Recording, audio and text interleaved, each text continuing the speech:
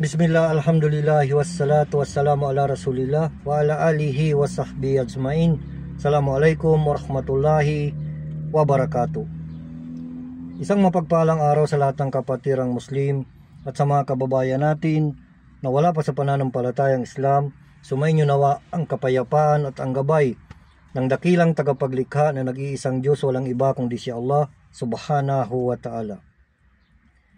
Mga kapatid at mga magulang sa pananampalatayang Islam, alhamdulillah, sapagkat tayo ngayon ay magbibigay ng paalaala, lalong-lalo na sa mga kapatid natin na mga balik Islam, sa mga bagong yakap ng pananampalatayang Islam, sapagkat ang paalala na ito ay napakahalaga ito para sa ating lahat, sapagkat hindi lingid sa ating kaalaman ay nalalapit na ang selebrasyon ng mga kababayan natin na mga hindi Muslim, at ito rin ang sineselebrate natin nung tayo ay mga Kristiyano pa.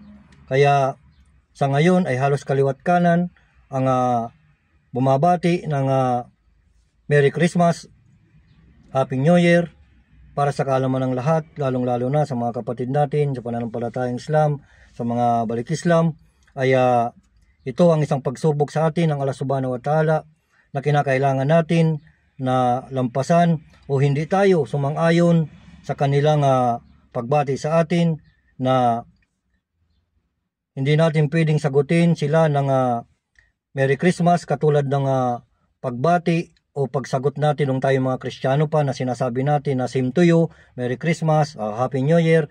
Sa ngayon po tayo ay nasa pananampalatayang Islam, mahigpit na ipinagbabawal ito ng Islam sa atin na tayo ay makisama o makibagay sa kanilang selebrasyon, sapagkat dalawa lamang ang binigay ng Allah subhanahu wa ta'ala na tayo ay magsiselebrate. Ito ay ang Ramadan at ang Dhul Hijjah. Maliban dyan ay wala na. At kung tayo man ay babati ng mga kababayan natin hindi pa Muslim, mas maganda na lang siguro ang sasabihin natin na pasensya ka na brother, sapagkat sa aming mga Muslim ay walang Christmas. Hanggang doon lamang po tayo. Huwag na tayo magsabi ng kung ano-ano pa na same to you. Alisin natin yon. At inshallah magpakup-kup tayo kay Allah subhanahu wa ta'ala na ilayo niya tayo sa mga gawain na bid'ah at